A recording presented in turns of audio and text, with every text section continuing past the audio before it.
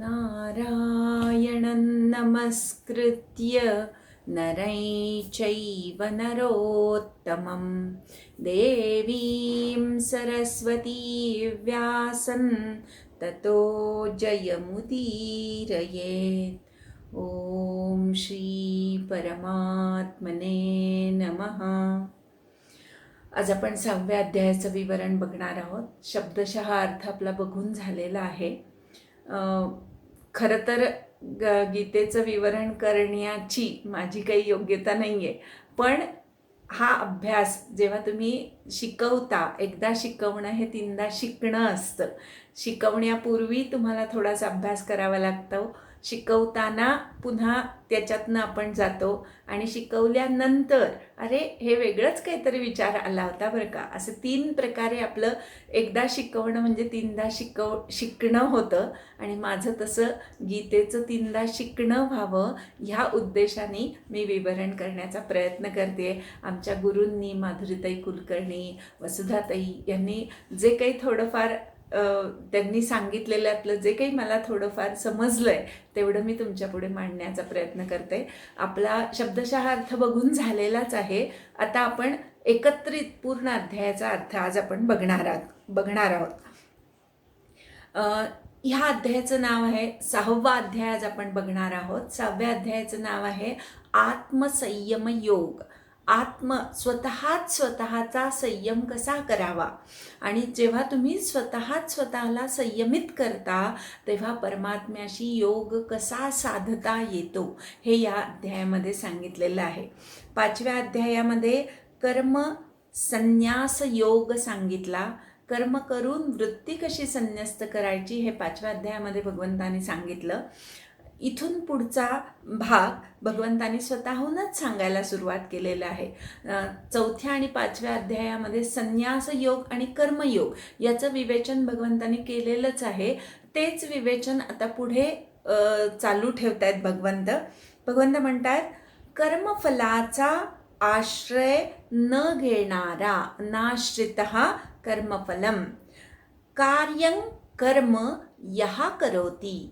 कार्य कर्म म्हणजे आपल्या वाट्याला आलेलं कर्म जो कोणी करतो, कर्मफलाचा आश्रय न घेता, तोच संन्यासी आणि तोच योगी किंवा तोच कर्मयोगी आणि तोच संन्यास योगी अशी पहिल्याच श्लोकामध्ये भगवंतांनी संन्यासी आणि योगी कसे एकच आहे इथे एकत्व त्यांचं दाखवून दिलं। कोण संन्यासी नाही आणि कोण कर्मयोगी नाही ते पण पुढे सांगितलं। निरअग्नी न अक्रिय न, जो क्रिया करत नाही किंवा गृहस्थाश्रमाची कर्म जो करत नाही तो संन्यासी नव्हे, किंवा अग्नी जो घरामध्ये सांभाळत नाही तोही संन्यासी नव्हे। गृहस्थाश्रमी माणसाला असं बंधन आहे की त्याने घरामध्ये अग्नी प्रज्वलित ठेवला पाहिजे, पण संन्यासाला हे बंधन नाही आहे। संन्यासाने 4 घरी भिक्षा मागायची, त्या भिक्षेतनं स्वतःचा उदरनिर्वाह चालवायचा, म्हणून संन्यासाला अग्नी रक्षणाचं बंधन नाही आहे, पण गृहस्थाश्रमी माणसाला मात्र ते आहे। केवळ अग्नी घरात बाळगत नाही म्हणून लगेच तो संन्यासी होत नाही, किंवा गृहस्थाश्रमाची कर्म करत नाही म्हणून सुद्धा तो लगेच संन्यासी होत नाही। तर खरा संन्यासी कोण? जो कर्मफलाचा आश्रय घेत नाही असा जो कोणी आहे तो खरा संन्यासी आहे आणि तोच कर्मयोगी आहे। इथे संन्यास कशाचा करायचा आहे तर कर्मफलाचा संन्यास करायचा आहे। संन्यास या शब्दाचा अर्थ आहे त्याग। कशाचा त्याग करायचा आहे तर कर्मांचा त्याग करायचा नाहीये, कर्मफलाचा त्याग करायचा आहे। कर्मफल भगवंताला अर्पण करायची आहेत, तरच तुम्ही खरे कर्मयोगी आणि संन्यासी व्हाल। ज्याला संन्यास असं म्हटलं जातं त्यालाच योग असं सुद्धा म्हटलं जातं। त्यालाच तू योगम विद्धी, त्यालाच तू योग असंही जाण। संकल्पांचा संन्यास केल्याशिवाय कोणीही योगी होऊ शकत नाही। संकल्प म्हणजे कर्मफलासाठी एखादं कर्म करणे, याला संकल्प करणे म्हणतात। आणि संन्यासी जो असतो तो फलाशेने कर्म करतच नसतो. अर्थातच तुम्हाला जर वृत्तीने संन्यासी व्हायचं असेल तर संकल्प करणं बंद झालं पाहिजे. मला अमुक एक मिळू दे, त्यासाठी मी अमुक एक करीन, ह्याला संकल्प करणं म्हणतात. जोपर्यंत असे आपले संकल्प थांबत नाहीत तोपर्यंत वृत्ती संन्यस्त होणं शक्य नाही. ज्याला योगारूढ व्हायचं आहे त्याने कर्म हेच त्याच्यासाठी साधन आहे. योगावर आरूढ होणे म्हणजे योगामध्ये एक्सपर्ट होणे किंवा योगामध्ये कुशल होणे, याला योगारूढ म्हणायचं. आपण घोड्यावर आरूढ होणे हा शब्द आपल्याला माहिती आहे. आता ज्याला घोड्यावर आरूढ व्हायचं आहे त्याला घोड्यावर चढण्याचं कर्म करावं लागतं. तसं योगावर ज्याला आरूढ व्हायचं आहे त्याला योग साधनेची कर्म करावी लागतात. आणि अशी योग साधनेची कर्म करता करता जेव्हा तो योगारूढ होतो म्हणजे योगी होतो तेव्हा शांत राहणं, आपण जी काही योगावस्था प्राप्त करून घेतलेली आहे ती योगावस्था टिकवणं, त्या अवस्थेमध्ये शांत राहणं हे योगारूढाचं साधन सांगितलेलं आहे. शम म्हणजे मनाची शांती हे योगारूढासाठी साधन सांगितलेलं आहे. योगारूढ कुणाला म्हणावं त्याची व्याख्या 4थ्या श्लोकामध्ये सांगितली. जेव्हा इंद्रियांच्या अर्थाच्या ठिकाणी आणि कर्माच्या ठिकाणी आसक्ती राहत नाही, न अनुषज्यते, आसक्त होत नाही, सर्व संकल्प संन्यासी, सर्व संकल्पांचा ज्याने संन्यास केलेला आहे अशा व्यक्तीला योगारूढ तदा उच्यते, तेव्हा त्याला योगारूढ असं म्हटलं जातं. या 2 श्लोकांमध्ये ज्याला योगामध्ये कौशल्य प्राप्त करून घ्यायचं आहे त्यांनी कर्म करणं हे साधन सांगितलेलं आहे. आणि योगारूढ कधी म्हणावं तर 3 गोष्टी इथे सांगितल्या. एक सांगितलं इंद्रियांच्या अर्थाच्या ठिकाणी आसक्त न होणे. इंद्रियांचे अर्थ कुठले? पंचज्ञानेंद्रिय आणि पंचकर्मेंद्रिय आहेत. त्या डोळ्यांचा विषय आहे बघणे, कानाचा विषय आहे ऐकणे, अशी 5 ज्ञानेंद्रियांची आणि 5 कर्मेंद्रियांची जे विषय आहेत त्या विषयांच्या ठिकाणी आसक्ती नसणे हे योगारूढाचं लक्षण सांगितलेलं आहे. योगारूढाने आसक्तीचा त्याग करायचा आहे, विषयांचा त्याग करा असं गीता सांगत नाही. खाण्याचा त्याग करायचा नाही आहे तर खाणं संयमित ठेवणं हे इंद्रियांच्या विषयांपासनं आसक्ती काढून टाकण्याचं लक्षण आहे. पहिलं सांगितलं इंद्रियांच्या विषयांच्या ठिकाणी आसक्ती नसावी.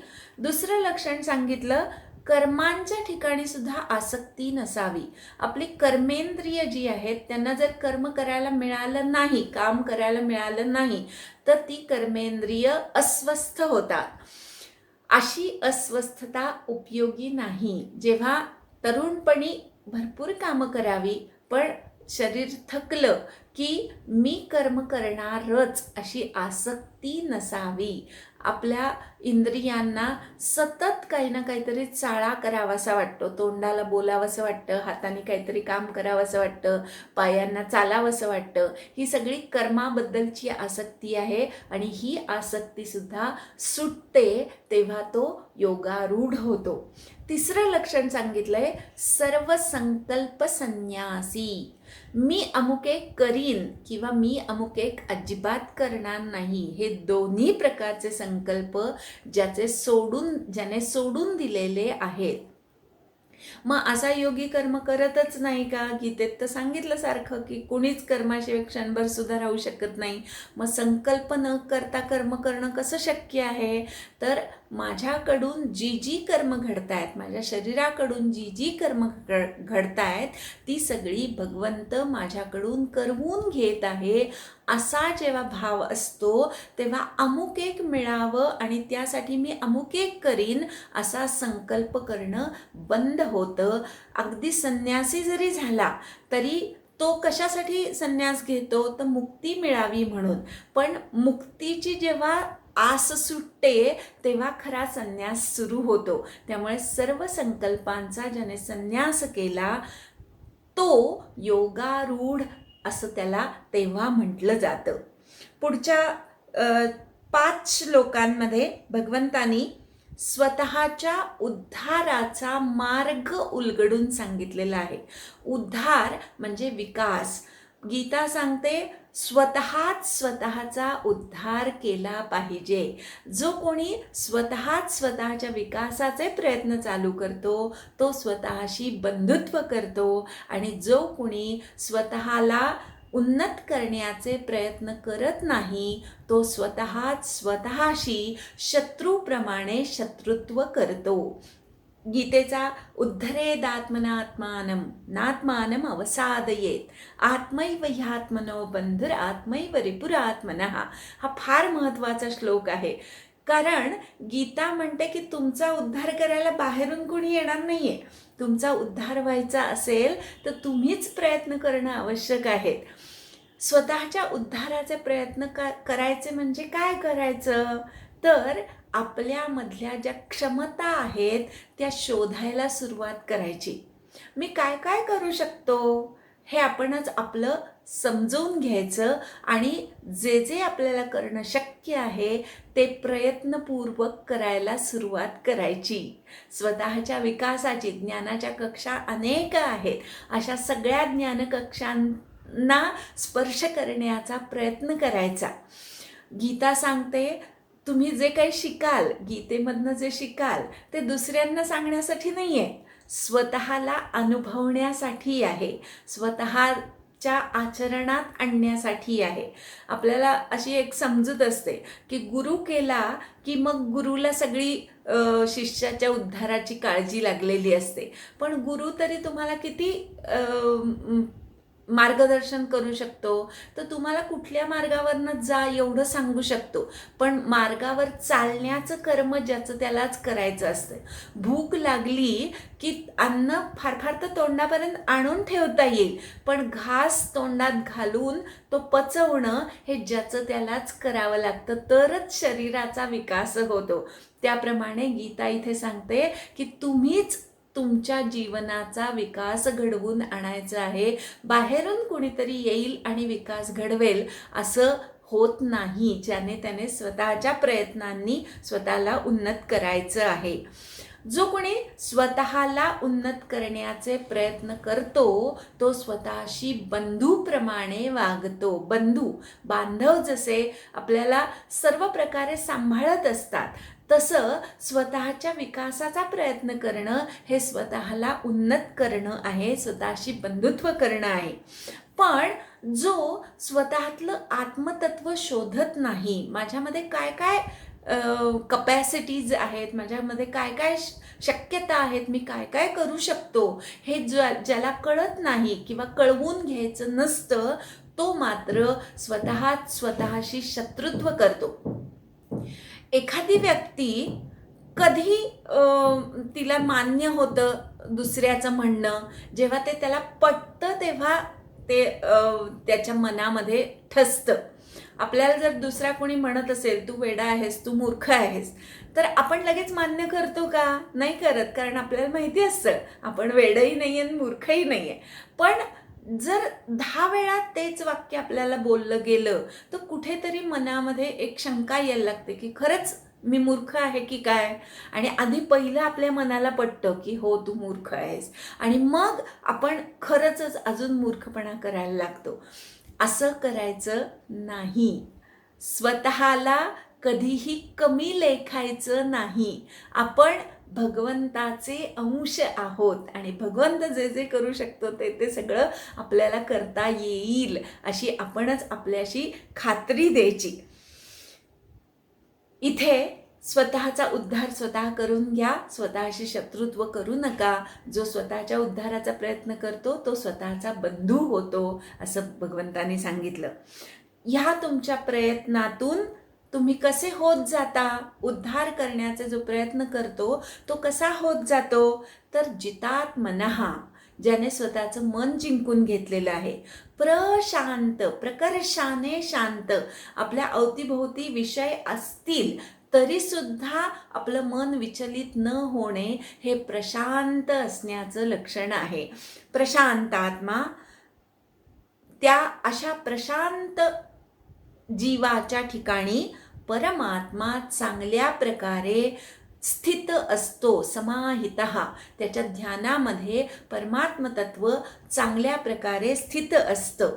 अशी व्यक्ती शीत उष्ण सुख दुःख ह्या ठिकाणी त्याप्रमाणेच मान अपमान ह्या सर्व गोष्टींमध्ये सम असते. शीत उष्ण सुख दुःख मान अपमान ही द्वंद्व आहेत आणि या द्वंद्वांनी हा योगी विचलित होत नाही. द्वंद्वांमुळे काय होतं तर एकतर आपण पूर्ण खचून जातो किंवा हुरळून जातो.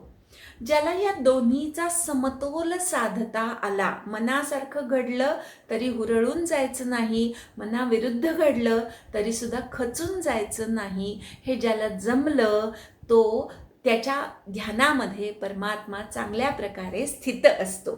शीत उष्ण आणि सुख दुःख ह्या आपल्या हातातल्या गोष्टी नाही आहेत. आपण शीत असलं की स्वेटर घालतो, थंडी असली की स्वेटर घालतो आणि आपल्या आपल्या कामाला लागतो.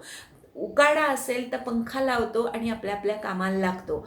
म्हणजे ज्या गोष्टी आपल्या हातातल्या नाहीत त्याच्यावर पर्याय शोधायचा आणि आपल्या कर्तव्याला पुढे तत्पर व्हायचं. सुख दुःख ह्याही गोष्टी आपल्या हातातल्या नाही आहेत. सुख प्राप्त झालं तरी सुद्धा हुरळून जायचं नाही, दुःख प्राप्त झालं तरी सुद्धा खचून जायचं नाही. असा जितात्मन म्हणजे मन जिंकलेला, विषय शेजारी असून सुद्धा प्रशांत असलेला, द्वंद्वांमध्ये सुद्धा जो सम आहे, अशा योग्याच्या ध्यानामध्ये परमात्मा चांगल्या प्रकारे स्थित असतो. असा योगी ज्ञान आणि विज्ञान याने तृप्त असतो. गीता फक्त अध्यात्माला महत्त्व देत नाही, गीता विज्ञानालाही तितकंच महत्त्व देते.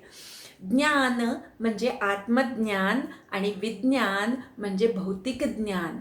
ह्या दोन्हीच्या ठिकाणी तृप्ती आली पाहिजे. आत्मज्ञानी व्यक्ती जेव्हा विज्ञान सुद्धा चांगल्या प्रकारे आत्मसात करते तेव्हा ती तृप्त होते. गीता सांगते की फक्त ज्ञानाच्या मागे, नुसतं भजन करण्याच्या मागे लागू नका, तर विज्ञान सुद्धा तितक्याच चांगल्या प्रकारे आत्मसात करण्याचा प्रयत्न करा. कारण भगवंत जर सगळीकडेच भरून राहिलेला आहे तर विज्ञानाचे शोध काही भगवंतांनी नाही का लावले, ते पण भगवंतांनीच माणसाच्या सुखसुविधेसाठी लावलेले आहेत. त्यामुळे त्यांचीही कास धरा, विज्ञान पण चांगल्या प्रकारे आत्मसात करा. असा जो कुणी ज्ञान आणि विज्ञान या दोन्हीने तृप्त झालेला आहे, कूटस्थ म्हणजे निर्विकार, सगळ्या ज्ञानाच्या कक्षा ज्यांनी विविध प्रकारे शोधलेल्या आहेत पण तरीसुद्धा विकाररहित आहे, असा विजितेंद्रिय, ज्याने चांगल्या प्रकारे स्वतःच्या इंद्रियांना जिंकून घेतलेलं आहे. कुठल्या वेळेला काय करावं हे ज्याच्या इंद्रियांना चांगल्या प्रकारे कळतं, काय बोलावं, कुठे जावं, कसं करावं हे चांगल्या प्रकारे कळणं, हे इंद्रियांना चांगल्या प्रकारे जिंकून घेणं झालं. अशा व्यक्तीला युक्त इति उच्यते, त्याला युक्त असं म्हटलं जातं. त्यालाच योगी असंही म्हटलं जातं. युक्त आणि योगी एकच आहेत. हे आत्ता इथे ज्या ज्या गोष्टी सांगितल्या त्या ज्याला करता आल्या तो युक्त आणि तोच योगी आहे. असा योगी समाजामध्ये वावरत असताना कसा असतो तर सम, लोष्ट, अश्म आणि कांचन. कशा कशामध्ये सम असतो? लोष्ट म्हणजे मातीचं ढिकूळ, अश्म म्हणजे दगड आणि कांचन म्हणजे सुवर्ण किंवा सोनं. या तिन्हीच्या ठिकाणी समत्व ज्याला साधता आलं तो योगी होय. आता या तिन्हीमध्ये साम्य काय आहे तर तिन्ही गोष्टी जड आहेत, पृथ्वीचे अंश आहेत, हे साम्य आहे.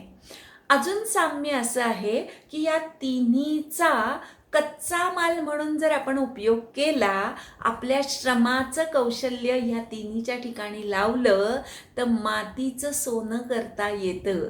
मातीच्या ढिकुळामध्ये जर शेतकरी कष्ट करेल तर भरभरून धान्य पिकवता येतं. एखादा दगड आहे, माणसाने जर त्याच्यावर छन्नीचा घाव घातला आणि त्याला छान मूर्तीचं रूप दिलं तर त्या दगडाचा सुद्धा देव बनवण्याची क्षमता मनुष्यामध्ये आहे.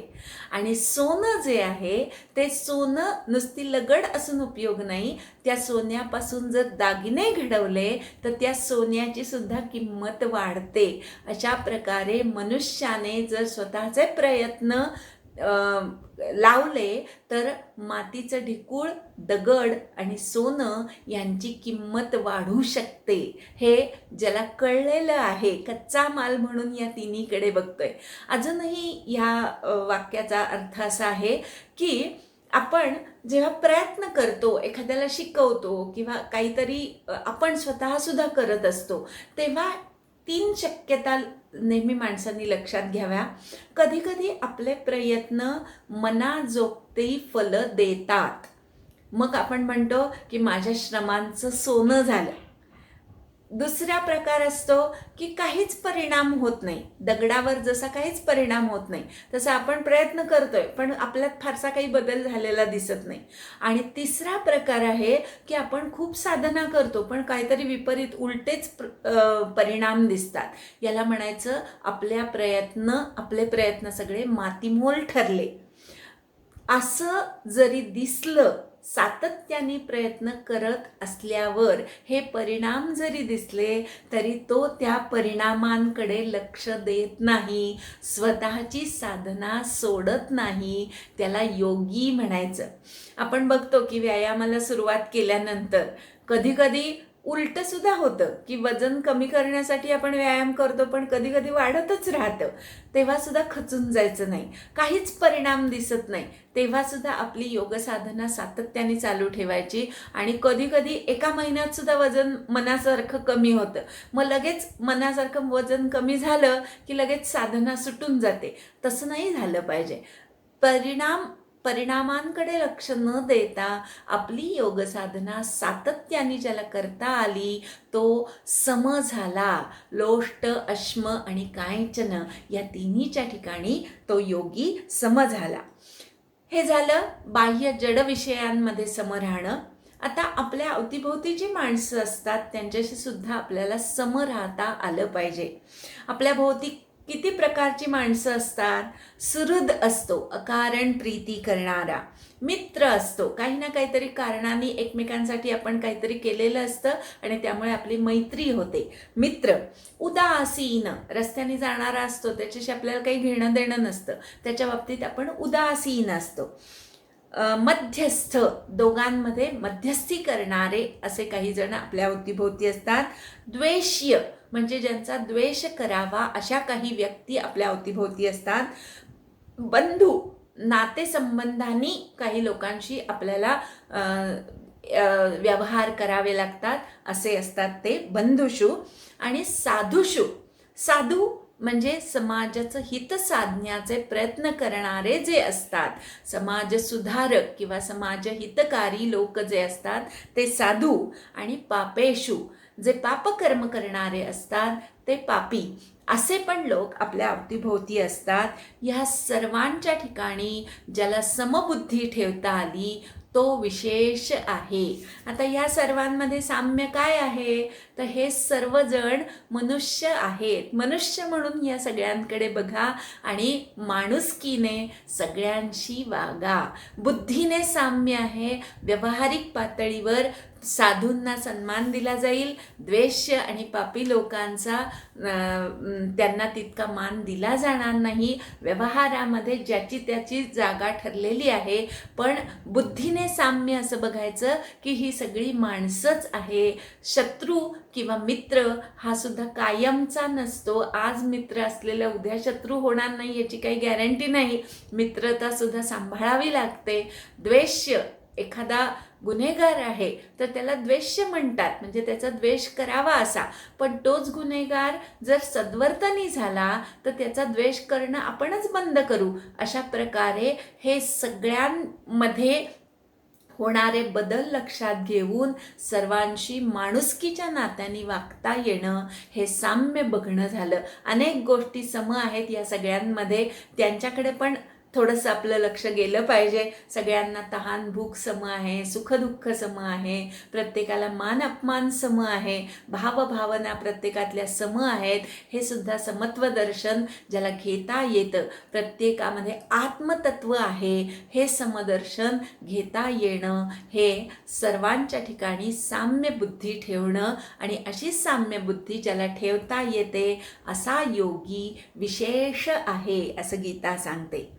आता ही जी साम्यावस्था प्राप्त करून घ्यायची आहे, ती साम्यावस्था प्राप्त करून घेण्यासाठी माणसाने काय साधना केली पाहिजे, कशी साधना केली पाहिजे, हे सगळं विवेचन, योगाभ्यास कसा करावा हे सगळं विवेचन 10 ते 15 या श्लोकांमध्ये भगवंतांनी सांगितलेलं आहे. योजित म्हणजे योगाभ्यास करणारा, योजित योगी, योगाभ्यास करणारा योगी. आता योगाभ्यास कसा करावा तर सतत करावा. आज केला आणि उद्या सोडून दिला असं नाही. कमीत कमी वर्षभर, त्याच्यापेक्षा जास्त म्हणजे 12 वर्ष, आणि सर्वात जास्त म्हणजे आयुष्यभर योग साधना केली पाहिजे. सतत योग साधना केली पाहिजे. कशाची योग साधना करायची? आत्मानम, स्वतःचा अभ्यास करायचा, स्वतःत असलेल्या परमात्म्याचा, स्वतःत असलेल्या आत्म्याचा. मन, बुद्धी, अहंकार आणि चित्त मिळून अंतःकरण चतुष्टय आहे, त्या अंतःकरणाचा अभ्यास करायचा आहे. तिन्ही अर्थ आत्मानम या शब्दासाठी आहेत. स्वतःमध्ये असलेलं परमात्म तत्व शोधण्याचा सातत्याने अभ्यास करायचा आहे. कुठे करायचा? रहस्य स्थितः, एकांतामध्ये राहून योगाभ्यास करायचा आहे.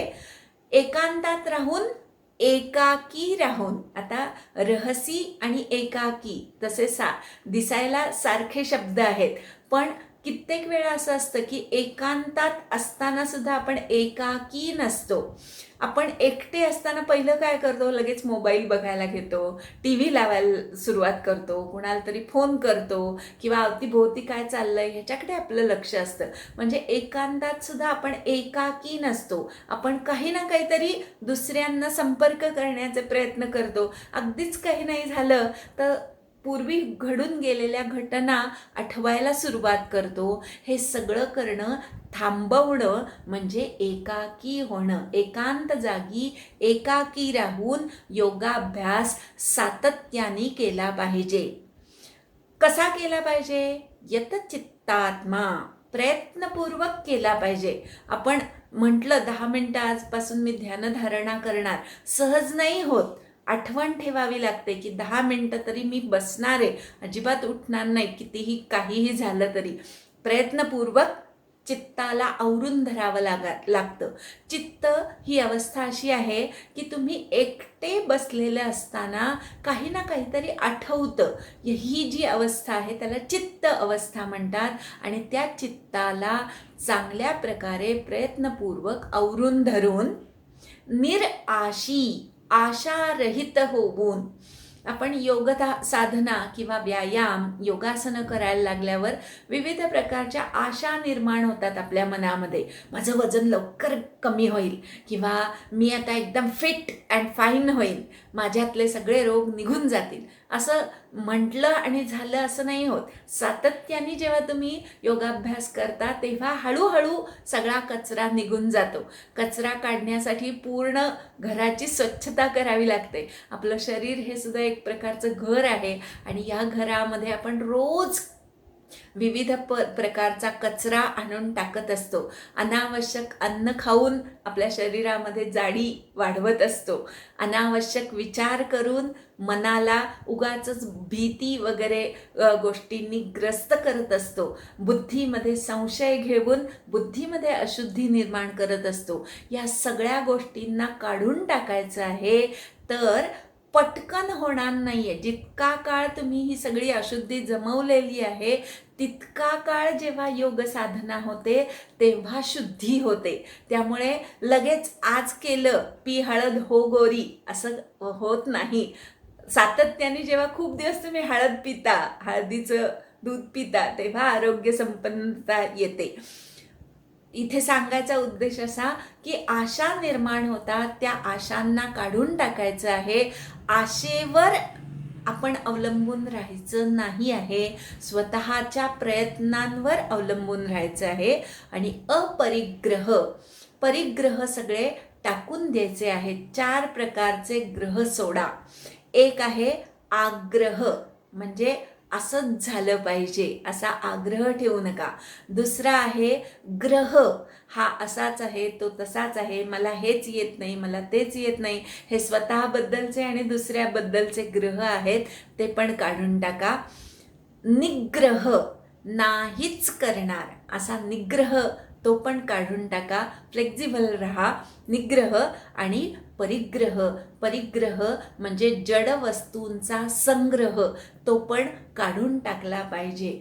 आमच्या वसुधाताई आम्हाला सांगायच्या की परिग्रह टाळण्यासाठी काय केलं पाहिजे. घरामध्ये जे आपण असू दे लागेल कधीतरी म्हणून इतक्या वस्तू जमवलेल्या असतात, त्या वस्तूंचं वर्गीकरण केलं पाहिजे. रोज लागणारी वस्तू समोर ठेवायची. वर्षातनं एकदा दोनदा लागणाऱ्या ज्या वस्तू आहेत, पुरण यंत्र वगैरे, मोदक पात्र असेल तर ते क्वचित लागतात, अगदी रोज नाही लागत. अशा वस्तू थोड्या मागे ठेवायच्या.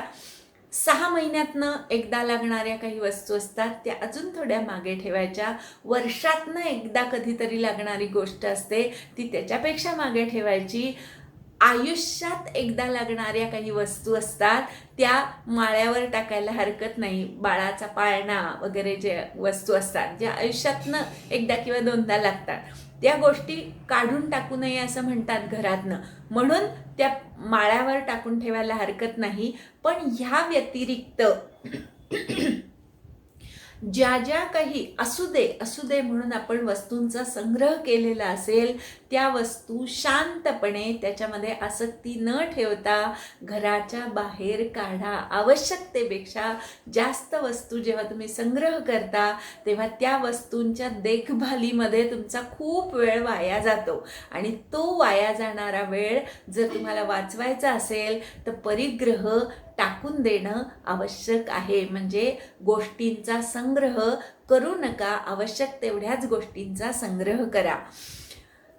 हा पण योगाभ्यासाचाच एक भाग सांगितलाय बरं का गीतेने. आता असा योगी काय काय सांगितलं. सतत अभ्यास करणारा, एकांतस्थळी अभ्यास करणारा, एकाकी राहून अभ्यास करणारा, आशारहित होऊन आणि सर्व प्रकारचे परिग्रह टाकून देऊन. अजून पण एक प्रकारचे परिग्रह साधकाच्या ठिकाणी सुद्धा निर्माण होतात. आसन, स्वतःचं पुस्तक किंवा स्वतःची बसण्याची जागा, ह्या सुद्धा गोष्टींचे परिग्रह निर्माण होतात आणि हे पण परिग्रह हळूहळू कमी केले पाहिजेत. योग्यानी कुठे आसन घालावं, कशी साधना करावी, तर शुद्ध जागी, शुद्ध देशी स्वतःचं आसन चांगल्या प्रकारे स्थिर करावं. खूप उंचावर आसन नसावं, खूप खोलगट भागी पण आसन घालू नये. समतोल भागी स्वतःचं आसन स्थिर करावं. आसन कसं असावं तर तिहेरी आसन घालावं. खाली गवत, त्याच्यावर कृष्णाजिन किंवा मृगाजिन, त्यावर धूतवस्त्र, असं तिहेरी आसन योग्यानी घ्यावं. आता ज्यांना कृष्णाजिन वगैरे मिळणार नाही त्यांच्यासाठी लोकरीचं वस्त्र दुसऱ्या भागामध्ये असावं आणि त्याच्यावर धूतवस्त्र असावं. असं तिहेरी आसन योग्यानी योग साधनेसाठी वापरावं असं गीता सांगते. आता हे तिहेरी आसन कशासाठी तर तुम्ही मोकळ्या जागी जर योग साधना करत असाल, शुद्ध जागी म्हणजे नदीकाठी एखादा गूढ मठ असेल किंवा शिवालय असेल, अशा ठिकाणी जर तुम्ही योग साधनेचा प्रयत्न करत असाल, तर त्या जागी जे काही किडामुंगी असतील, तुमच्या आसनामुळे त्यांचा मार्ग अवरोध होऊ नये म्हणून खाली गवत घालावं. गवतामधून किडामुंगी इकडे तिकडे जाऊ शकतात आणि तुम्हाला चावणार नाहीत, म्हणजे तुमच्या साधनेमध्ये त्यांच्यामुळेही व्यत्यय येणार नाही. नंतर लोकरीचं वस्त्र अशासाठी घालायचं की तुम्ही योग साधनेमध्ये जे तुमच्या शरीरामध्ये उष्णता निर्माण होते, ऊर्जा निर्माण होते, ती ऊर्जा जमिनीमध्ये निघून जाऊ नये, शरीरामध्ये ती राहावी, ह्यासाठी उष्णतारोधक असं लोकरीचं वस्त्र किंवा मृगाजिन घालावं. त्याच्यावर धूत वस्त्र अशासाठी घालावं की जास्तीची उष्णता त्या कापडी वस्त्रामध्ये शोषली जाईल, घाम आला तर तोही त्या कापडी वस्त्रामध्ये शोषला जाईल, यासाठी तिहेरी आसन घालावं आणि त्या आसनावर योगाभ्यास करावा. ज्ञानेश्वरीमध्ये या श्लोकावर खूप सुंदर वर्णन ज्ञानेश्वर महाराजांनी केलेलं आहे की एखादा गूढ मठ असावा, नदीचा किनारा असावा, तिथे पक्ष्यांचं कूजन चाललेलं असावं, एखादा नदी तळं असावं, तिथे हंस इत्यादी पक्षी असावेत, एखादा कोकिळ जर कूजन करत असेल तर आमची ना नाही, असं ज्ञानेश्वर महाराजांनी ह्या श्लोकावर खूप सुंदर वर्णन केलेलं आहे की पूर्वी योग्यांनी ज्या जागी योग साधना केलेली असेल अशी पवित्र जागा असावी, ज्या जागी गेल्यावर एखाद्या कामुक संसारी माणसाला सुद्धा तिथे 10 मिनिटं का होईना ध्यान करावं असं वाटेल, अशी जागा, शुद्ध जागा असावी आणि त्या ठिकाणी बसून योगाभ्यास करावा. आपल्याला जर अशा शुद्ध जागी जाणं शक्य नसेल तर आपल्या घरातली शुद्ध जागा कुठली, तर देवांच्या पुढे आपण रोज बसतो ती पवित्र जागा, त्या जागी बसून आपण योगाभ्यास करावा. किंवा जिथून निसर्ग दिसेल, आपण गच्चीमध्ये वगैरे किंवा खिडकीच्या समोर बसून की खिडकीतनं बाहेरचा निसर्ग दिसेल अशा ठिकाणी बसून योगाभ्यास करावा, जेणेकरून तुम्ही निसर्गाच्या जवळ लवकर जाऊ शकता आणि त्यामुळे मन एकाग्र लवकर होतं. म्हणून अशा शुद्ध जागी आपलं आसन स्थिर करावं. त्या आसनावर एकाग्र मन करून बसावं. कसं बसावं, तर आपलं धड म्हणजे पाठीचा कणा, मान आणि मस्तक हे एका सरळ रेषेमध्ये धारण करून आसनावर स्थिर बसावं. योगाभ्यास करत स्थिर बसावं. कशासाठी योगाभ्यास करायचा, तर आत्मविशुद्धये, स्वतःच्या शुद्धीसाठी, स्वतःला शुद्ध करण्यासाठी योगाभ्यास करावा. आसनावर बसल्यानंतर पाठीचा कणा, मान आणि मस्तक एका सरळ रेषेत आल्यानंतर प्रयत्नपूर्वक चित्त आणि इंद्रिय यांच्या क्रिया आवरून धराव्यात. आपण ध्यानाला बसल्यानंतर कुठेतरी पायाला रग लागते, पाय हलवावासा वाटतो, मुंग्या येतात पायाला, हात हलवावासा वाटतो, पाठीला रग लागते, मग पाठीचा कणा सैल सोडावासा वाटतो. हे करू नये. थोडा वेळ का होईना, रोज थोडा वेळ वाढवावा, पण सुरुवात कमी वेळापासून करावी आणि तेवढा वेळ का होईना इंद्रिय आणि चित्ताच्या हालचाली थांबवून ठेवाव्यात, एकाग्र कराव्यात. काया, शिर आणि ग्रीवा एका रेषेत धरल्यानंतर धारयन अचलम स्थिर, स्थिर आणि जागच्या जागी सुद्धा चंचलपणा न येऊ देता धारण करावं. आता आपण डोळे मिटलेले आहेत, मिटलेल्या डोळ्यांनी संप्रेक्ष्य नासिकाग्रम स्वन, स्वतःच्या नासिकेच्या अग्राकडे बघावं. आता आपल्या नासिकेला 2 अग्र आहेत, हे एक अग्र आहे आणि हे दोन्ही भुवयांच्या मध्ये जिथे नाक सुरू होतं ते एक अग्र आहे. आता स्वतःच्या नासिकेच्या अग्रावर दृष्टी स्थिर करावी असं भगवंतांनी सांगितलंय. स्वम असं सांगितलंय बरं का, स्वतःच्या, दुसऱ्याच्या नाकाकडे नका बघू, स्वतःच्या नासिकेच्या अग्रावर दृष्टी स्थिर करा. आपण आधीच्या अध्यायामध्ये 5व्या अध्यायामध्ये बघितलंय, भ्रुवोः अंतरे, दोन्ही भुवयांच्या मध्ये दृष्टी स्थिर करावी असं सांगितलंय. तेच इथे हे नासिकेचं अग्र लक्षात ठेवावं आणि तिथे डोळे मिटून आतली दृष्टी एकाग्र करावी. दृष्टी एकाग्र केल्यानंतर दिशश्च अनवलोकयन, आपण जरी डोळे मिटले तरी अवतीभोवती काय घडतंय याची आपल्याला पूर्ण जाणीव असते. ही जाणीव सुद्धा बंद केली पाहिजे. दार वाजलं का, फोन वाजला का, हा आला का, तो आला का, एक 10 मिनिटं तरी हे सगळं विचार मनामध्ये आले नको यायला. याला म्हणायचं दश दिशांकडे लक्ष न देता स्वतःची दृष्टी दोन्ही भुवयांच्या मध्ये नासिकेच्या अग्रावर स्थिर करून योगाभ्यास करावा. आता असा योगाभ्यास जर तुम्ही रोज सातत्याने करायला लागलात तर काय स्थिती होते योग्याची? प्रशांत आत्मा. दिवसेंदिवस तुमचं चित्त, तुमचं मन शांत होत जातं, प्रकर्षाने शांत होत जातं. प्रशांत आत्मा. विगत भीही, सर्व प्रकारची भीती हळूहळू नष्ट होते. भीती कशामुळे असते ते आपल्याला कळायला लागतं आणि त्या भीतीवर मात कशी करता येईल हे पण कळायला लागतं. म्हणून सर्व प्रकारची भीती नष्ट झालेला. ब्रह्मचारी व्रते स्थितः, ब्रह्मचर्य व्रतामध्ये स्थित असणारा, परब्रह्म जाणून घेण्यासाठी ज्याचं आचरण, ते आचरण म्हणजे ब्रह्मचर्य.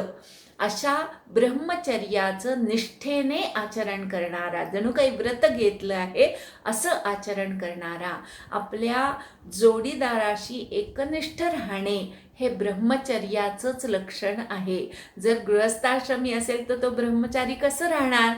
तर स्वतःच्या जोडीदाराशी एकनिष्ठ राहणे हे ब्रह्मचर्याचं लक्षण आहे.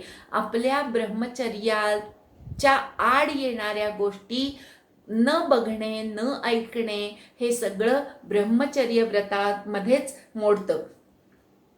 असा ब्रह्मचारी व्रतामध्ये स्थित असलेला मनाला संयमित करून, चित्ताला भगवंताच्या ठिकाणी एकाग्र करून युक्त असावं. योग्याने भगवंताच्या ठिकाणी युक्त असावं, जोडलेलं असावं. मत्परहा, भगवतपर व्हावं. आपण इतरांचे आश्रय घेत असतो की कुणीतरी गुरु मला साधना शिकवेल, कुणीतरी मला धन देईल, कुणीतरी मला विद्या देईल. हे सगळ्यांचे, बाकीच्यांचे आश्रय सोडून द्यावेत आणि भगवंताचा आश्रय घ्यावा की मला उन्नत करण्याचं कार्य भगवंतच करेल आणि तोच माझ्या उद्धाराचं कार्य करेल, असा पक्का निश्चय स्वतःच्या मनाशी करावा. भगवतपर व्हावं, मतपर व्हावं. अशा प्रकारे योगाभ्यास केला सदा आत्मानम, नेहमी करावा हा योगाभ्यास.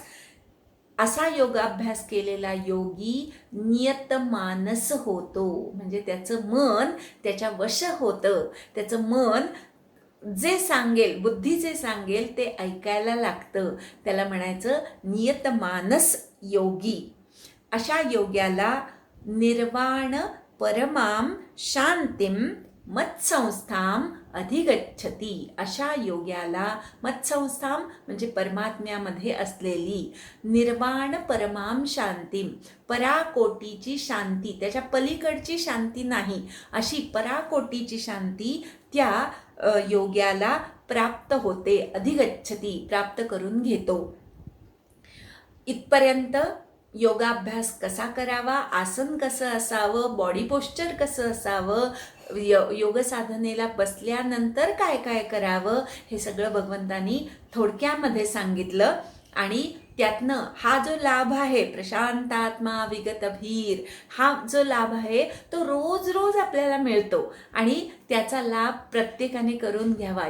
तुमची योग साधना योग्य प्रकारे झाली आहे का नाही कसं ओळखावं? तर तुम्ही अगदी विविध प्रकारची आसनं, ध्यानधारणा करून सुद्धा जर खूप शांत असाल, कुठल्याही प्रकारचे कष्ट किंवा त्रास तुम्हाला वाटत नसेल तर तुमची योग साधना उत्तम झाली आहे असं समजावं. असा योगी हा योग कुणाला साधतो आणि कुणाला साधत नाही हे पुढच्या 2 श्लोकांमध्ये सांगितलं.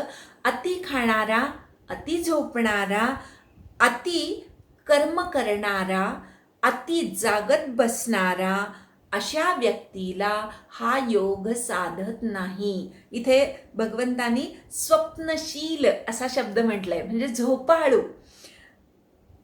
अति अश्नत म्हणजे खूप खाणारा, किंवा एकांतम अनश्नतः अजिबात न खाणारा. ही 2 टोकं आहेत. कुठले टोकाला झुकणं त्या मानाने सोपं असतं. जर तुम्ही रोज थोडा थोडा आहार वाढवलात तर तुम्हाला अति खाणं सहज शक्य आहे, किंवा रोज थोडा थोडा आहार कमी केलात तर महिना महिना न खाता सुद्धा राहता येऊ शकतं. पण ह्या दोन्हीमध्ये काय होतं तर तुम्हाला योगाभ्यास करायचा हेच तुम्ही विसरून जाता आणि काय खायचं किंवा काय खायचं नाही याच्यामध्येच तुमचं लक्ष लागून राहतं. म्हणून अति खाणाऱ्यालाही योग साधत नाही, अजिबात न खाणाऱ्यालाही योग साधत नाही. स्वप्न आणि अवबोध. खूप झोपणारा जो आहे तो झोपेमध्येच त्याच्या बुद्धीचा सगळा लय होऊन जातो आणि मग ज्ञान प्राप्त करून घेण्याची त्याची जिज्ञासा कमी कमी होत जाते. म्हणून खूप झोपणं हे सुद्धा योगाभ्यासाच्या आड येणारी गोष्ट आहे. खूप जागृती, खूप जर तुम्ही ताणून डोळे ताणून जागत बसलात तर त्या जागरणामुळे ज्ञानग्रहणाची क्षमता संपून जाते आणि म्हणून खूप जागणाऱ्याला सुद्धा योगाभ्यास शक्य नाहीये. म्हणजे काय करू नये हे इथे सांगितलंय. कुठलेही टोक गाठू नये, तर समर्थांनी जो विवेक सांगितलेला आहे, कुठल्या वेळेला काय करावं हे ज्याला कळतं त्याला योगाभ्यास साधतो. कुणाला योगाभ्यास साधतो तर युक्त आहार विहार आणि कर्माच्या चेष्टा ज्याच्या युक्त आहेत, युक्त स्वप्न आणि अवबोध, झोप आणि जागृती ज्याची माफक आहे किंवा प्रमाणात आहे, त्याला हा दुःखनाशक योग साधतो. भवती, त्याला हा योग साधतो. काय काय सांगितलं? आहार विहार युक्त असावा. प्रत्येकाचा आहार विहार युक्त म्हणजे प्रमाणात किती हे ज्याचं त्याला कळतं. आपलं पोट भरलं की थांबायचं. आपण त्याच्यापेक्षा जे जास्त खातो ते चवीमुळे खातो. आपल्या शरीराला आवश्यक असणारा आहार, इथे भगवंताला सांगता आलं असतं की इतकं खा तितकं खा, पण त्यांनी युक्त असा शब्द वापरलाय. कारण आहाराचं युक्त पण ज्याच्या त्याच्या कामावर अवलंबून असतं. एखादा जर खूप कष्टकरी असेल तर त्याचा आहार जास्त असू शकतो, पण एखादा बैठं काम करणारा असेल तर त्याचा आहार कमी असू शकतो. म्हणून युक्त प्रमाणात आहार असावा. विहार म्हणजे फिरणं, तुम्ही जे चालता बोलता हे जे विहार आहे तो सुद्धा प्रमाणात असावा. कर्माच्या चेष्टा म्हणजे कर्म जे दिवसभर उठल्यापासून झोपेपर्यंत जी कर्म करता ती सुद्धा प्रमाणात असावी. हे मुद्दाम सांगितलंय बरं का. जर एखाद दिवशी आजारी पडलेले असाल तर त्या दिवशी उठून धावून कर्म केलंच पाहिजे असा आग्रह नसावा.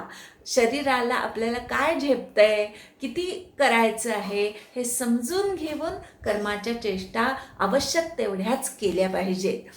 झोप आणि जागृती, शरीराला विश्रांती मिळण्यासाठी जेवढी आवश्यक झोप आहे ती घेतली पाहिजे आणि शरीर ताजतवान झाल्यानंतर जागृती आल्यानंतर आवश्यक तेवढी कर्म कंटाळा न करता केली पाहिजेत. असं जो कोणी करतो त्याला दुःखनाशक योग साधतो. दुःख हा म्हटलंय, दुःख नष्ट करणारा.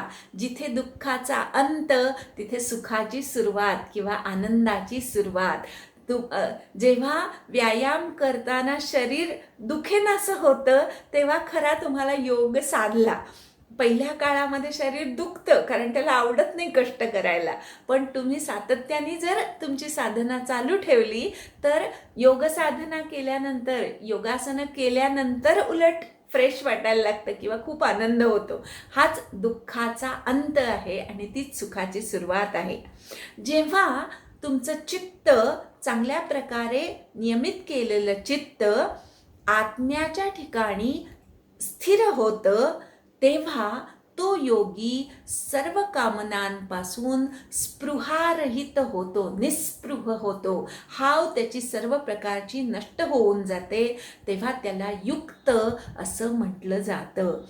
कामना सगळ्या नष्ट होऊन जातात किंवा कामना आपोआप नाहीशा होणं, कामनांची हाव सुटणं, हे युक्त असल्याचं लक्षण गीतेने सांगितलेलं आहे. असा योगी त्याच्या चित्ताला निर्वात जागी ठेवलेल्या दिव्याची उपमा भगवंतांनी दिलेली आहे. ज्याप्रमाणे निर्वात जागी दिवा ठेवला तर तो सातत्याने तेवत राहतो, त्याचा प्रकाश सगळीकडे चांगल्या प्रकारे पसरतो. पण जर त्या दिव्याला जोराचं वारं लागलं तर दिव्याची वात विझण्याची शक्यता असते. कधी कधी त्या वातीमुळे भडका उडून आग लागण्याची पण शक्यता असते. पण जिथे वारा वाहत नाही पण वायुत आहे, दिवा जळण्यासाठी हवा असणं आवश्यक आहे, पण जोरात वाहणारा वारा दिव्याला मंद करून टाकतो किंवा नष्ट करून टाकतो. त्याप्रमाणे विषय रूपी वारा आपल्या चित्ताला भरकटवण्याची शक्यता असते. ज्याने स्वतःचं चित्त चांगल्या प्रकारे आवरून धरलेलं आहे, अशा योग्याला विषय वासनांची भूल पडत नाही. योग साधनेमध्ये तो अखंड एखाद्या निर्वात जागी असणाऱ्या दिव्याप्रमाणे त्या योग साधनेमध्ये तो एकाग्र राहू शकतो. निर्वात जागी दिवा ठेवण्यासाठी जर बाहेर वारं असेल तर आपण त्या दिव्यावर एखादी काच ठेवतो किंवा हाताचं त्याच्या भोवती संरक्षण निर्माण करतो. त्याप्रमाणे भगवत शरणागतीचं कवच आपल्या चित्ताच्या भोवती निर्माण करायचं, जेणेकरून आपल्या चित्ताला विषय वासनारूपी वारं हलवत नाही आणि आपल्या योग साधनेच्या ठिकाणी आपण स्थिर राहतो. जेव्हा असं चित्त स्थिर होतं तेव्हा सर्व विषयांपासून ते चित्त उपराम पावतं, म्हणजे परमात्म्याच्या ठिकाणी रममाण होतं. विषयांच्या ठिकाणी त्याचं रमणं थांबून जातं. निरुद्ध म्हणजे चांगल्या प्रकारे स्वतः रोधलेलं चित्त. कशामुळे? योग सेवया, योग साधनेमुळे, अष्टांग योगाची साधना केल्यामुळे चित्ताचा निरोध होतो आणि ते चित्त परमात्म्याच्या ठिकाणी चांगल्या प्रकारे रमतं. इथे जेव्हा तुम्ही परमात्म्याच्या ठिकाणी तुमचं चित्त ठेवता तेव्हा आत्मना आत्मानं पश्यन् तुष्यन्ति, तो योगी स्वतःमध्येच स्वतःतल्या परमात्म्याला बघत होतो. अशा योग्याला अत्यंतिक सुख लाभतं. कुठलाही विषय सेवन न करता बसल्या जागी आनंदाच्या उर्मी उठणं हे अत्यंतिक सुखाचं लक्षण आहे आणि असं अत्यंतिक सुख त्या योग्याला लाभतं. हे अत्यंतिक सुख कसं आहे तर बुद्धिग्राह्य आहे. इंद्रियांना याचा लाग लागत नाही, पण बुद्धीला समजून घेता येतं. आत्ता मी 10 मिनिटं जे ध्यानाला बसले होते तेव्हा मला खूप छान वाटलं, म्हणजे माझ्यामध्ये भगवंत मला भेटला, तेवढा काळ का होईना, असं बुद्धीला कळतं. इंद्रियांना हे सुख कळत नाही. हे सुख लाभल्यानंतर त्या सुखापासून, त्या परमात्म तत्वापासून तो योगी विचलित होत नाही. हा जो अत्यंतिक सुखाचा लाभ आहे तो लाभ मिळाल्यानंतर त्या लाभापेक्षा अन्य कुठला मोठा लाभ आहे असं तो मानतच नाही. या परमात्म सुखाच्या लाभामध्ये जेव्हा तो स्थित होतो तेव्हा गुरुणापि दुःखेन न विचाल्यते, मोठ्यातल्या मोठ्या दुःखाने सुद्धा तो योगी विचलित होत नाही. शरीराला होणारी जी दुःख आहेत ती आपल्याला बरेच वेळा विचलित करतात, पण योगी जे असतात ते शारीरिक कष्टांनी किंवा शारीरिक व्याधींनी विचलित होत नाहीत. मोठ्यातलं मोठं दुःख सुद्धा पचवण्याची शक्ती त्या योग्यामध्ये येते. जवळच्या व्यक्तीचा मृत्यू किंवा जवळच्या व्यक्तीचा विरह हे सुद्धा मोठी दुःख आहेत आणि अशी दुःख सुद्धा तो योगी पचवू शकतो. आता पुढच्या श्लोकामध्ये 23व्या श्लोकामध्ये पुन्हा एकदा योगाची व्याख्या भगवंतांनी दिलेली आहे. दुःख संयोग वियोगै योग संज्ञितम. दुःखाच्या संयोगाचा वियोग ह्यालाच योग अशी संज्ञा दिली गेलेली आहे. बाह्य दुःख जी असतात ती येऊन आधी मनाला भिडतात, मन खचतं, शरीर खचतं आणि योग साधना सुटते. आता आपल्याला दुःखाच्या संयोगाचा वियोग करायचा आहे. भोवताली दुःख असणारच, फक्त त्याचा जो मनाशी संयोग होतो तो आपल्याला थांबवायचा आहे. दुःख असणारच, ती तान तितिक्षस्व असं भगवंतांनी दुसऱ्या अध्यायात सांगितलेलं आहे. त्या दुःखांना सहन करायचं, त्याच्यामुळे मनाला खचू द्यायचं नाही. हे ज्याला साधलं त्याने दुःखाच्या संयोगाचा वियोग रूपी योग साधला. हा योग निश्चयाने केला पाहिजे. ही योग साधना निश्चयाने केली पाहिजे. अनिर्विण्ण चेतसा.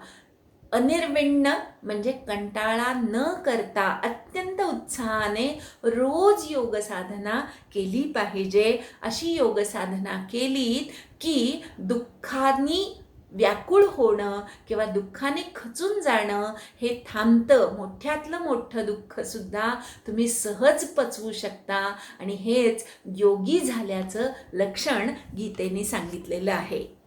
अशी योग साधना सातत्याने केली पाहिजे. मग रोज रोज करायची, मग रोज रोज तेच अनुभव येणार. फक्त पुढची पायरी हळूहळू आपल्याला कळणार.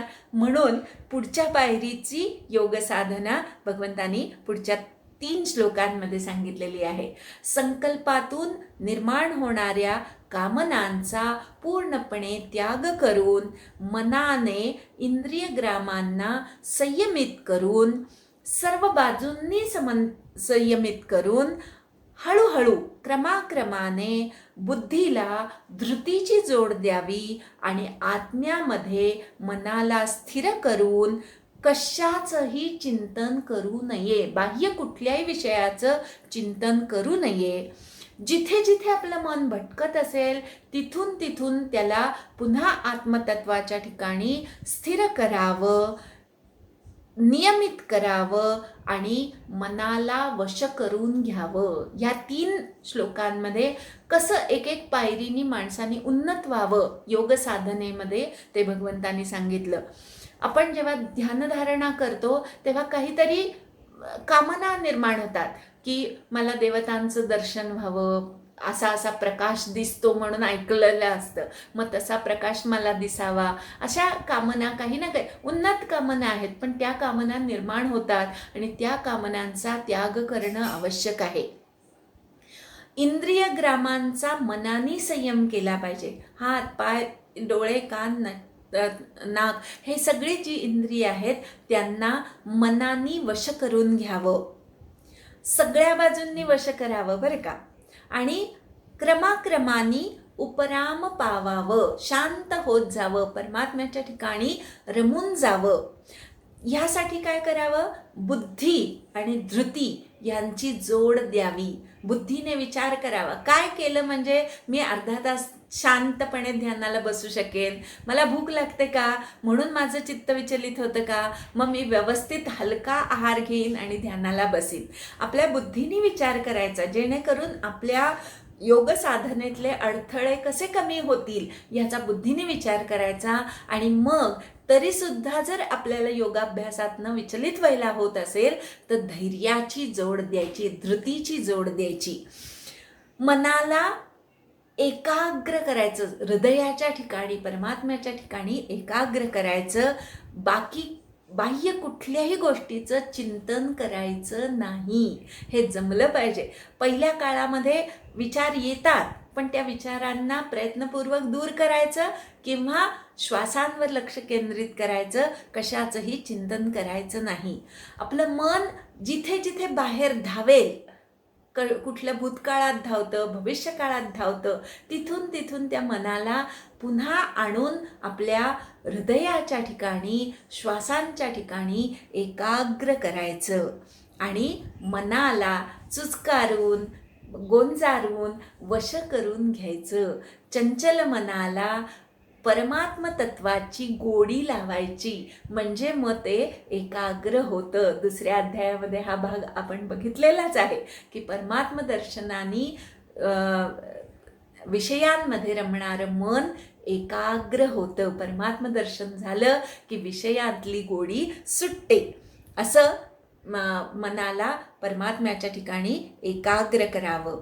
या 3 श्लोकांमध्ये सांगितलेली साधना ज्याला साधली त्याचं मन पुन्हा एकदा प्रशांत होतं. रोज रोज योग साधना करायची आहे आणि रोज रोज प्रकर्षाने शांत होत जायचंय. अशा योग्याला उत्तमातलं उत्तम सुख प्राप्त होतं. शांत रजसम. आता इथे पुढे एक जोड दिली भगवंतानी की आपला रजोगुण दिवसेंदिवस शांत होत जातो. योग साधना करणाऱ्याचा ऐहिक सुखाची कामना दिवसेंदिवस कमी होत जाते. परमात्मा सुखाच्या मध्ये आपलं मन रमायला लागतं. अशा ज्याचे रजोगुण शांत झालेले आहेत अशा योग्याला ब्रह्मभूत आणि अकल्मष अशी 2 विशेषणं भगवंतांनी लावलेली आहेत. जो परब्रह्मामध्ये स्थिर झालेला आहे आणि ज्याचे सर्व दोष पाप नाहीशी झालेली आहेत असा योगी नेहमी योगाभ्यास करत असताना सर्व दोषांपासनं मुक्त होतो आणि अशा योग्याला परब्रह्माचा स्पर्श सहज होतो, अत्यंत सहज होतो आणि अशा योग्याला अत्यंतिक सुख प्राप्त होतं. ह्या सुखापेक्षा पलीकडचं सुख त्याच्या दृष्टीने कुठलं राहतच नाही. सुखाच्या सुद्धा तरतम भावानी पातळ्या असतात. आपण बघतो की सुती वस्त्र मिळालं तर आनंद होतो, त्याच्यापेक्षा टेरिकॉटचं मिळालं तर कारण जुळजुळीत असतं, त्याला इस्त्री वगैरे करावी लागत नाही, त्यामुळे ते मिळालं तर जास्त आनंद होतो आणि त्याहीपेक्षा रेशमी वस्त्र मिळालं तर आपल्याला जास्त आनंद होतो. म्हणजे वस्त्र मिळण्यामध्ये सुद्धा तरतम भावानी सुख कशात जास्त हे आपण शोधतो. त्याप्रमाणे आता ह्या योग्याला जे सुख मिळतंय त्या सुखापुढे त्याला कुठल्याच ऐहिक सुखाची तमा राहत नाही. त्याच्या दृष्टीने सगळी ऐहिक सुख ही कमी प्रतीची होतात. असं परमात्म सुख त्याला प्राप्त होतं. परब्रह्माचा स्पर्श होतो. रोज आपल्याला भगवंत भेटत असतो, फक्त तो स्पर्श अनुभवायला योग साधनेमधून आपण शिकतो आणि जेव्हा परब्रह्माचा स्पर्श आपल्याला होतो तेव्हा तो स्पर्श आपल्याला अत्यंतिक सुखाचा अनुभव देऊन जातो. असा योगी सर्व भूतमात्रांमध्ये परमात्म तत्व बघतो आणि आपल्या सकट सर्व भूतमात्रांना परमात्म्याच्या ठिकाणी बघतो. योगयुक्तात्मा सर्वत्र समदर्शन घेतो. ह्याच अध्यायाच्या सुरुवातीला माणसांमधलं समदर्शन पण आपण बघितलं, वस्तूंमधलं पण समदर्शन बघितलं. समदर्शन घेणं इथे महत्त्वाचं आहे की प्रत्येकामध्ये परमात्मा तत्व भरून राहिलेलं आहे हे बघता येणं, याला समदर्शन म्हणायचं. आणि असं समदर्शन त्या योगयुक्तात्म्याला होतं. जो भगवंताला सगळीकडे बघत असतो आणि सगळ्यांच्या ठिकाणी स्वतःलाही बघत असतो अशा योग्याला मी नाहीसा होत नाही आणि माझ्यासाठी तोही नाहीसा होत नाही. ज्याला सगळीकडे परमात्मा दिसतोय त्याला परमात्म दर्शन होतच राहणार. परमात्मा नाही असं त्याच्या दृष्टीने कधी होतच नाही. आणि ज्याला मी दिसतेय त्याच्या दृष्टीने ज्याला मी दिसतेय तो मलाही दिसणारच. अर्थातच परमात्म्याला सुद्धा भक्त दिसत राहतो. परमात्म्यासाठी सुद्धा तो योगी कधीही नष्ट होत नाही. सर्व भूतांमध्ये स्थित असलेलं परमात्मतत्व, आत्मतत्व बघून तो सर्वांच्या ठिकाणी एकत्वानी असणाऱ्या परमात्म्याचं भजन करतो. कसं भजन करायचं आहे तर आत्मौपम्येन सर्वत्र समम यहा पश्यती, कशा कशामध्ये सम बघायचंय, सुखं वा यदि वा दुःखम. आत्मौपम्येन, मला जसं सुख आवडतं तसं प्रत्येक जीवाला आवडतं, मला जसं दुःख नको असतं तसं प्रत्येक जीवाला दुःख नको असतं. मग असं समजल्यानंतर दुसऱ्याला सुखी करण्याचे प्रयत्न करणे म्हणजे स्वतःसारखंच दुसऱ्यामधलं आत्मतत्व बघणे. स्वतःला दुःख आवडत नाही तसं दुसऱ्याला दुःख न देणे हे आत्मौपम्येनं सर्वत्र सम बघणं झालं. असा सम बघणारा योगी परमो मतः, माझ्या मते हा असा योगी श्रेष्ठ आहे. एकनाथांची गोष्ट आपण बघितली की वाळवंटामध्ये तहानलेल्या गाढवाच्या ठिकाणी सुद्धा त्यांना परमात्म तत्व दिसलं आणि काशीवरून आणलेली पाण्याची गंगेची घागर त्यांनी गाढवाच्या तोंडामध्ये घातली, पाणी पाजलं त्याला, कारण त्यांना त्याच्यातलं सुद्धा परमात्म तत्व दिसलेलं आहे. अशा प्रकारचा योगी श्रेष्ठ आहे, ज्याला सगळीकडे परमात्म दर्शन होतं.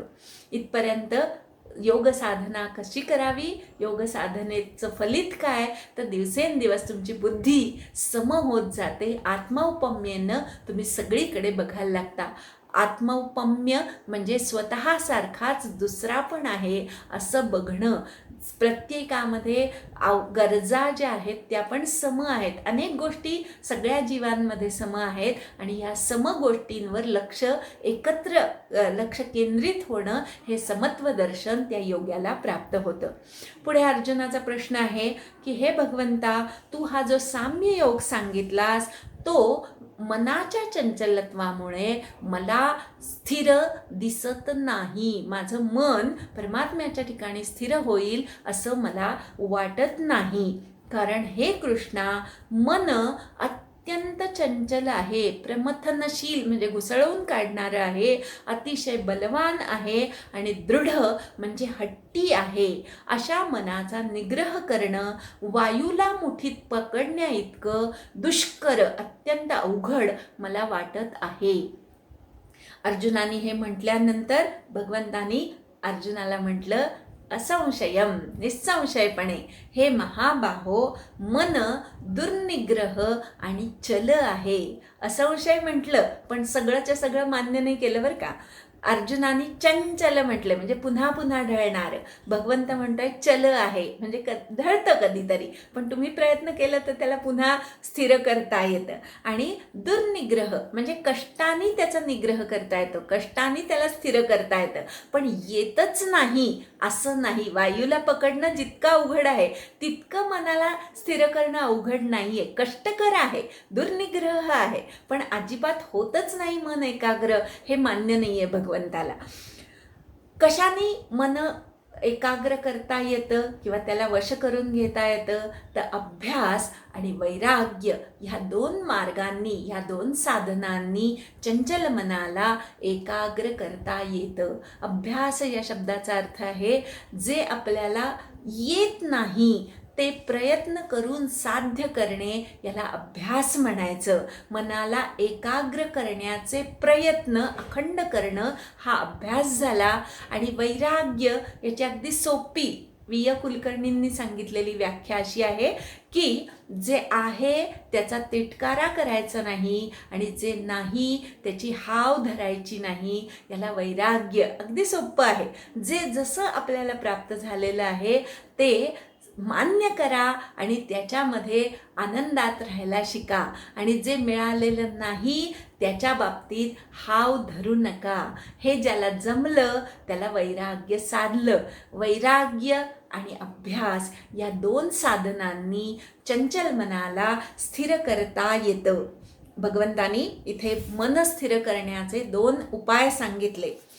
जो मनाला स्थिर करण्याचे प्रयत्न करत नाही त्याला योग अत्यंत अवघड आहे, त्याला योग साधता येत नाही.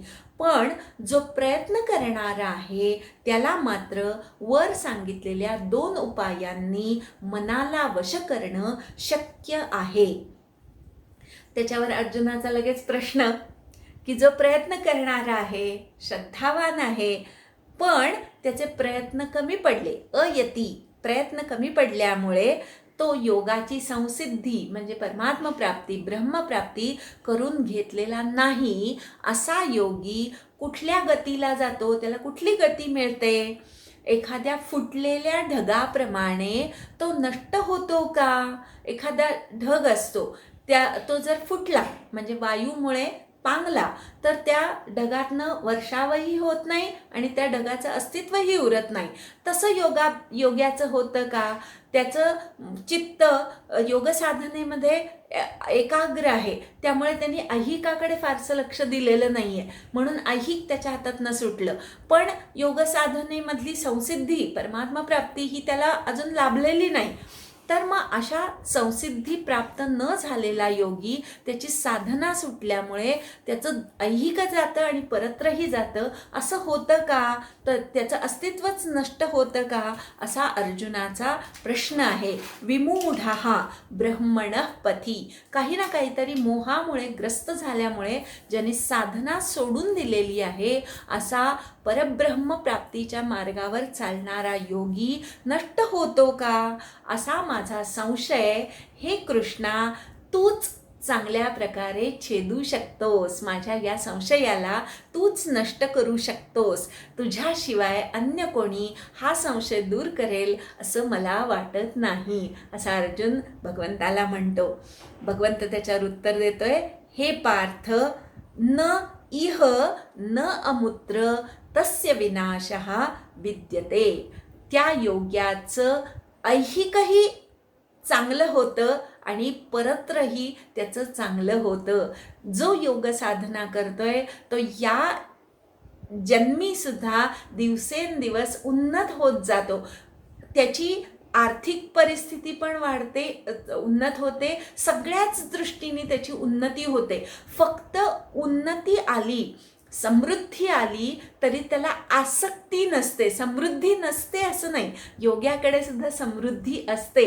त्यामुळे जो योग साधना करतो तो दिवसेंदिवस इहलोकी सुद्धा उन्नत होत जातो.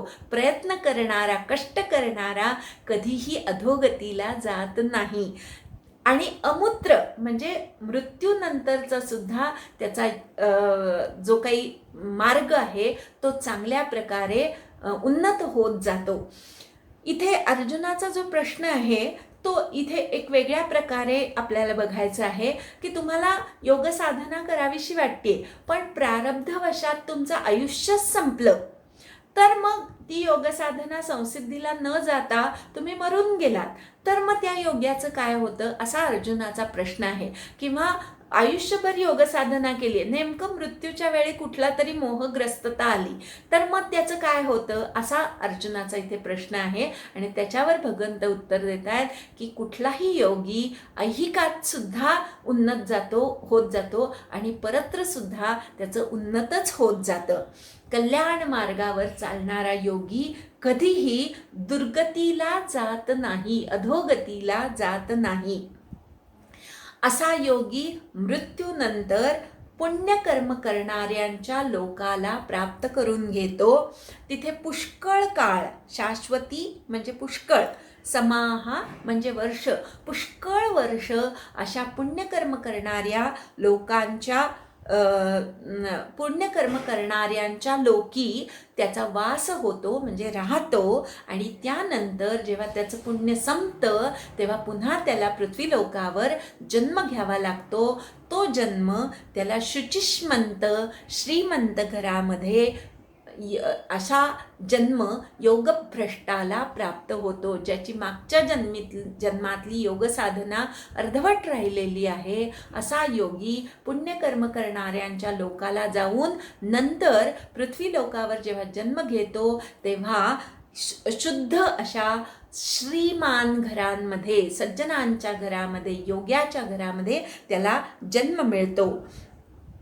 किंवा जर मृत्यूकाली तो पूर्णपणे विरागीच असेल, कुठल्याही मोहग्रस्तता त्याला झालेली नसेल, तर मृत्यूकाली विरागी असल्यामुळे त्याचा पुढचा जन्म योग्याच्याच कुळामध्ये होतो. समर्थांसारखा जो योगी असतो, 8व्या वर्षी म्हणतो की चिंता करतो विश्वाची, हे समर्थांचं 8व्या वर्षी असलेलं विरागीपण हे त्यांचं मागच्या जन्मातला योग अर्धवट राहिलेला, म्हणून ह्या जन्मी बाल्यावस्थेमध्येच पूर्ण विरागी असलेली ती व्यक्ती दिसते. अशा योग्याच्या कुलामध्ये, बुद्धिमान योग्याच्या कुलामध्ये, धीमताम बुद्धिमान योग्याच्या कुलामध्ये त्याला जन्म मिळतो. असा योग्याच्या कुलामध्ये जन्म येणं हे अत्यंत दुर्लभ आहे. ह्या लोकी असा जन्म येणं हे अत्यंत दुर्लभ आहे. त्या योग्याच्या कुलामध्ये जन्म येऊन त्याला पूर्वजन्माचा बुद्धिसंयोग लाभतो. पूर्वजन्मी त्यांनी मनाला वश करण्याची जी काही साधना केलेली असते, इंद्रियांना वश करण्याची जी काही साधना केलेली असते, ती त्याला पुन्हा आठवते. आणि मग पुन्हा एकदा तो जेव्हा प्रयत्न करतो, यतते च ततो भूयः, कशासाठी? संसिद्धौ, परमात्म प्राप्तीसाठी जेव्हा पुन्हा एकदा प्रयत्न करतो, तेव्हा तो योगी पूर्वाभ्यासेनं, पूर्वजन्मीच्या अभ्यासामुळे तो या योग साधनेकडे अवश ओढला जातो. ह्रियते म्हणजे ओढला जातो. कशामुळे? योगाच्या जिज्ञासेमुळे. मागच्या जन्मी योग साधना केलेली असते, ह्या जन्मी कुठेतरी काहीतरी क्लू मिळतो आणि पुन्हा एकदा जिज्ञासा जागृत होते. आपण सर्वांनी सुद्धा मागच्या जन्मांमध्ये कुठेतरी गीतेचा अभ्यास केलेलाच आहे आणि तो अभ्यास अर्धवट राहिलेला आहे. मग ह्या जन्मी कुठेतरी काहीतरी निवेदन वाचतो की गीता संथावर्ग सुरू होतोय आणि मग आपलं फारसं आपण विचार केलेला नसतो, पण काय होतं कळत नाही, आपल्याला भुरळच पडते आणि आपल्याला ती गीता शिकावीच अशी आपली जिज्ञासा जागृत होते. आणि मग पूर्व अभ्यासामुळे तो योगी त्या जिज्ञासेच्या जोरावर आणि स्वप्रयत्नांच्या योगे शब्दब्रह्माच्या पलीकडे जातो. शब्दब्रह्माच्या पलीकडे जाणे म्हणजे परमात्मा प्राप्ती करून घेणे. शब्दांनी जी परमात्म्याची ओळख केली जाते त्याला शब्दब्रह्म म्हणतात किंवा वेदांना शब्दब्रह्म म्हणतात. वेदांमध्ये परमात्मा कसा आहे याचं वर्णन आहे. आता योगी जो असतो तो शब्दांच्या पलीकडचा अर्थ त्याला उलगडत जातो. परमात्मा उलगडत जाणं हे शब्दब्रह्माच्या पलीकडे जाणे. समर्थांनी दासबोधामध्ये शब्दब्रह्माच्या पलीकडे जाण्याचं एक छान उदाहरण दिलेलं आहे की लहान मूल असतं, त्याला राम हा शब्द आपण पाटीवर लिहून दाखवतो, पण तेच मूल जेव्हा मोठं होतं तेव्हा त्याला लिहून दाखवायची गरज पडत नाही. मूर्तीतला राम त्याला कळतो, चरित्रातला राम त्याला कळतो, नामातला राम त्याला कळतो. म्हणजे शब्दांच्या पलीकडे पाटीवर लिहिलेली अक्षरं पुसल्यानंतर सुद्धा त्याचा राम पुसला जात नाही. शब्दांच्या पलीकडचं परमात्म तत्व त्या योग्याला कळतं.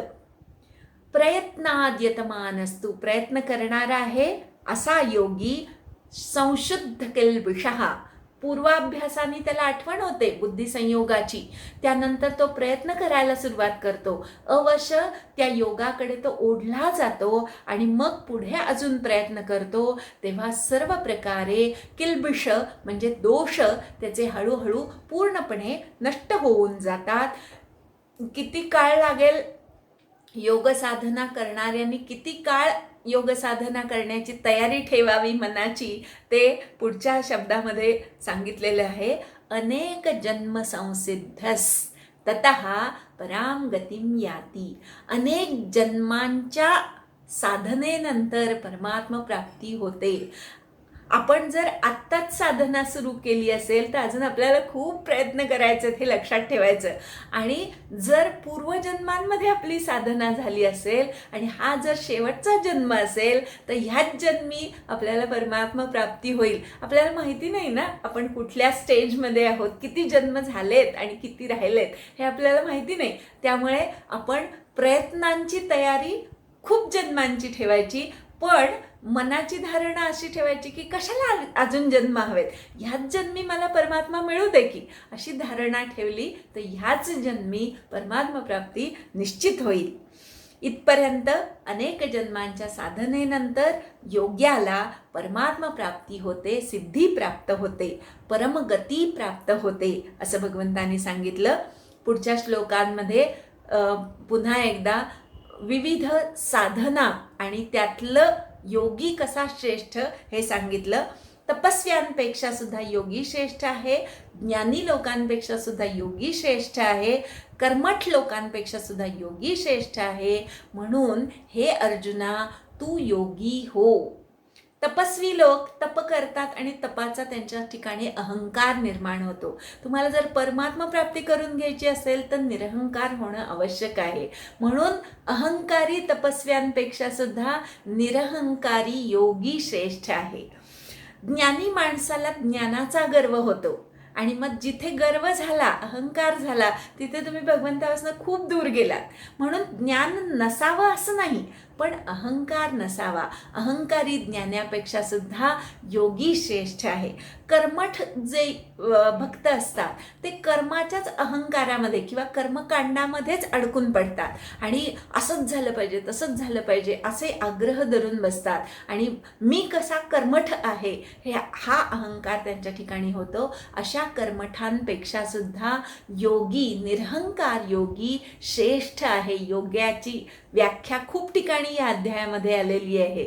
दुःखाच्या संयोगाचा वियोग, दुःख हा योग, आत्मौपम्येन बघणारा युक्त, अशी योग्याची अनेक व्याख्या या अध्यायात आलेल्या आहेत. आणि असा योगी जो आहे तो श्रेष्ठ आहे. भगवंताचं एकाग्रपणे सर्व भूतमात्रांमध्ये परमात्म तत्व बघून त्या अनेकत्वामध्ये एकत्व बघणारा आणि परमात्म्याचं भजन करणारा योगी श्रेष्ठ आहे.